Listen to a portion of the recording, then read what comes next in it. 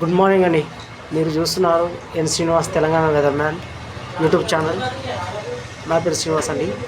అయితే మనకు ఒక తుఫాన్ ఏర్పడుతుందని చెప్పేసి గత లాస్ట్ వీడియోలో మనం చెప్పాము.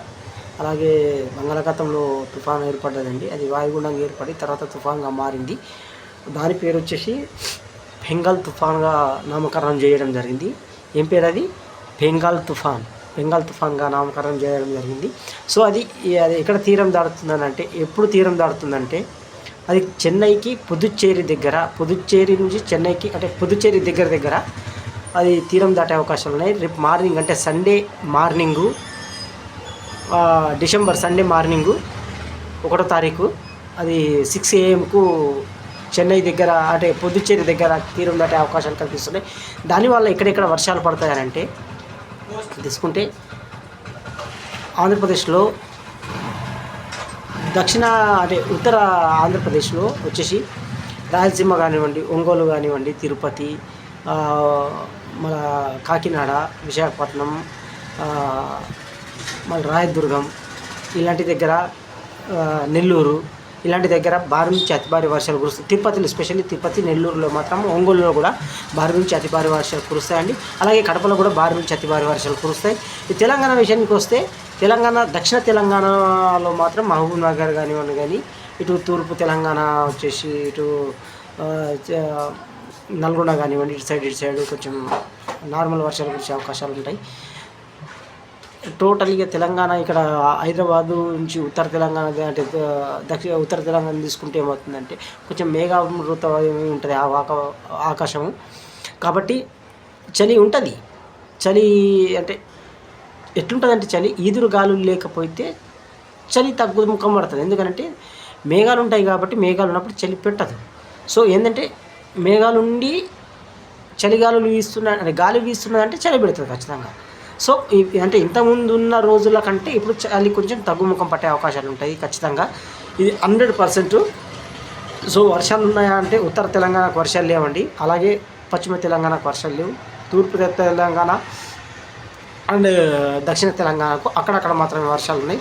కానీ ఆంధ్రప్రదేశ్లో మాత్రం వర్షాలు భారీ నుంచి అతి భారీ వర్షాలు, అత్యంత భారీ వర్షాలు, తీవ్రమైన వర్షాలు కూడా కురిసే అవకాశం ఉన్నాయి. కాకపోతే ఇంకా చెన్నైని తీసుకుంటే చెన్నైలో మాత్రము చాలా బీభత్సమైన వర్షాలు ఉంటాయండి. ఇది బెంగాల్ తుఫాను. గంటకు మినిమము 110 నుంచి 140 km/h గాలి వీచే అవకాశాలు చాలా ఉన్నాయండి. సో చెన్నై ప్రజలు కూడా అక్కడ మన తెలుగు వాళ్ళు కూడా ఉంటారు కాబట్టి చెన్నై ప్రజలు కూడా అంటే ఆంధ్రప్రదేశ్ ప్రజలు కూడా అప్రమత్తంగా ఉండాలని కోరుకుంటున్నాను. అలాగే మన తెలుగు ప్రజలు ఎక్కడున్నా సంతోషంగా ఉండాలా. ఈ తుఫాను వేగం మాత్రం చాలా ఉంటుందండి. సో ముందు మీరే చూస్తారు. సో రేపు 6 AM ఎగ్జాక్ట్లీ, రేపు సండే డిసెంబర్ 1 సండే 6 AM అది తీరం దాటడానికి అవకాశాలు 100% ఉన్నాయండి. కాబట్టి ఎవరైనా మన ఛానల్ ఇంకా సబ్స్క్రైబ్ చేసుకోకపోతే సబ్స్క్రైబ్ చేసుకోండి. అలాగే లైక్ ఇవ్వండి, షేర్ చేయండి, అలాగే కామెంట్ కూడా చేయండి. మీకు ఎక్కడైనా ఏమైనా డౌట్స్ ఉంటే కామెంట్ చేయండి. ఇక తెలంగాణ తీసుకుంటే తెలంగాణలో చలి మళ్ళా ఇప్పుడు ఎట్లయితుందంటే వాస్తవానికి తెలంగాణకు చలి తగ్గాలి. ఈ మేఘామృతం ఉంది కాబట్టి చలి తగ్గాలి. కాబట్టి ఎందుకు తగ్గుతలేదనంటే రాజస్థాన్ ఏడారి నుంచి వచ్చే తీవ్రమైన చలి అంటే చలిగాలు అదంతా వచ్చేసి పొడిగాలులు వచ్చేసి చలి తుఫాన్లో కలిసేసరికి, సుడిగుండంలో కలిసేసరికి అదేమవుతుందంటే చల్లగా వీస్తుంది మనకు. సో ఉత్తర తెలంగాణకు అంత వర్షాలు ఏం లేవండి. వర్షాలు ఖచ్చితంగా వర్షాలు అసలు లేవు. మేఘామృతం అయి ఉంటుంది. వర్షాలు కురుస్తాయని అనుకుంటున్నాం జనాలు, కానీ వర్షాలు ఏం లేవు.